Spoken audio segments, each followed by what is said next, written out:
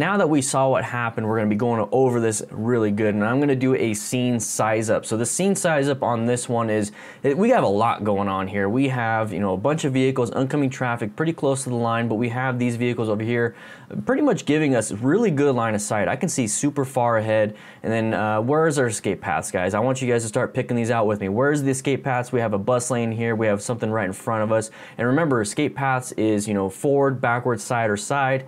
So we have obviously braking. We can escape all the way to the left, but we have to go around this vehicle. We have something in front of us. And if there's no traffic in the oncoming, we could use that area, but make sure we get back in line. Okay, so that's good.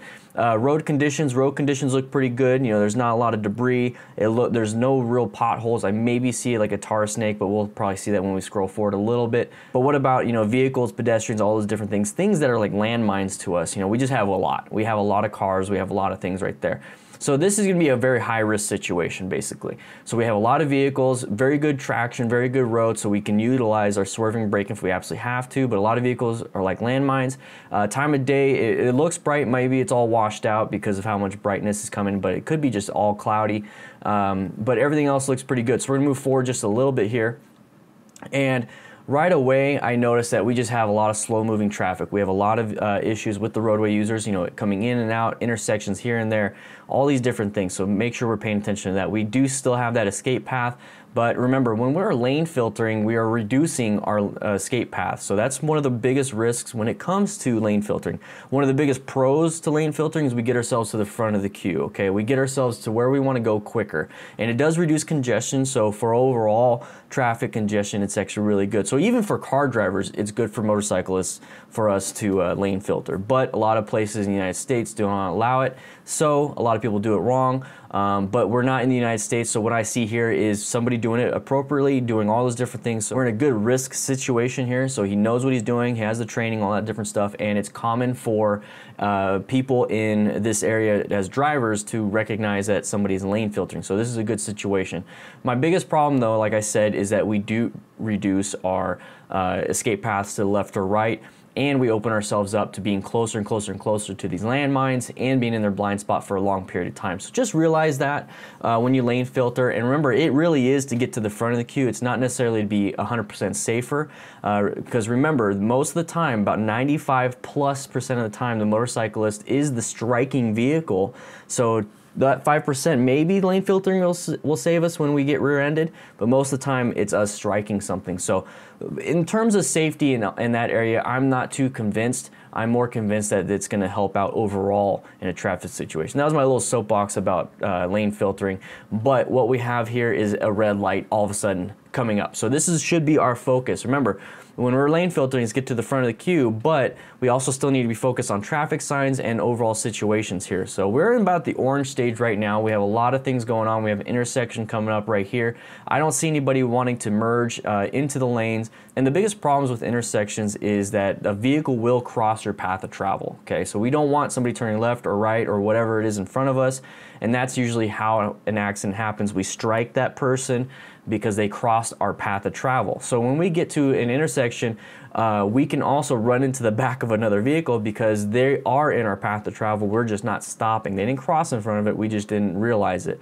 And that comes with perception, reaction, and then we're going to talk a little bit about braking distance. So about right here is when we should be hyper-focused. Okay, we got to stop. We got to slow down. And then definitely right here when the brake lights of this vehicle appear. Okay, so this person decided, hey, we're going to stop. So now we definitely have somebody in front of us. Okay, it's not going to be just some open area and we have an intersection in front of us. When we stop, we absolutely have somebody that will stop at the light. We have to stop behind them at the light or in the queue. So right here, from what I understand is I believe that this motorcycle rider is like, okay, I'm going to get behind this driver. We have this big open space, and we talk about that, how other cars want to do that all the time. So now we have a motorcyclist wanting to do it. So the motorcyclist is going to want to get into this space, and this is typical for what we do ourselves. So we're going to get into the space, we're going to look at our mirror, do a head check, but what we don't realize is that this driver actually is stopping. Now, he's not just slowing down, he's like, oh crap, well, I can maybe make it, and then they take off and go. This driver decided, oh crap, I'm going to stop, and we're going to stop, and now I, as a motorcycle rider, have less room. So about right here, He's already applying the brakes because he was going to come to a stop anyways, but what he didn't realize is that this vehicle was going to stop right here and reduce his total braking distance. So now he's going to have to apply more or swerve. So at this position is when he has that perception, okay? This is the perception moment. Now he's going to go ahead and react, and then he's going to be applying even more and more brake pressure, and that's going to be the braking distance. Remember, we have perception, reaction, braking distance, which equals total stopping distance. But we don't have enough total stopping distance to stop before we hit this vehicle. So the other option that we have as motorcyclists is to do an emergency swerve, okay? So he's going to choose to do an emergency swerve, and the only way an emergency swerve works is if we have an escape path, if we have an area where we can basically land after our swerve. Right here, we have 1 and 2. So you got 2 options, and that is perfect because you want to have at minimum 2 options. Everyone says have at least 1 escape path. Well, for me, you know, 2 is 1, 1 is none. What that means is that I have 2 escape paths. If one of them gets destroyed, let's say somebody just walks in there, like a pedestrian just walked into my escape path, that means I have still 1 more escape path. If I'm riding around and I'm like always having just 1 escape path, one's if that somebody takes that from me. Now I have 0. So 2 is 1, 1 is none. Have 2 escape paths at all times, and if for some reason you put yourself in a situation where you don't have an escape path, back off, slow down, increase your distance. Now you have total stopping distance, and to me that total stopping distance is enough to stop is an escape path, and then you also have a swerve. So that to me is very important. So slow it down if you only have 1 escape path, increase that space cushion so now you can react, perceive, stop, and all that stuff in enough time before that vehicle, that landmine. So right here, he's gonna go ahead and swerve. Very good, very good. I'm not gonna go over all the details of how to swerve. I've already done that ad nauseum for you guys, but you know, in the future I might go over it again with more and more information. But if you wanna check out how to swerve, I do have a video that I recently did.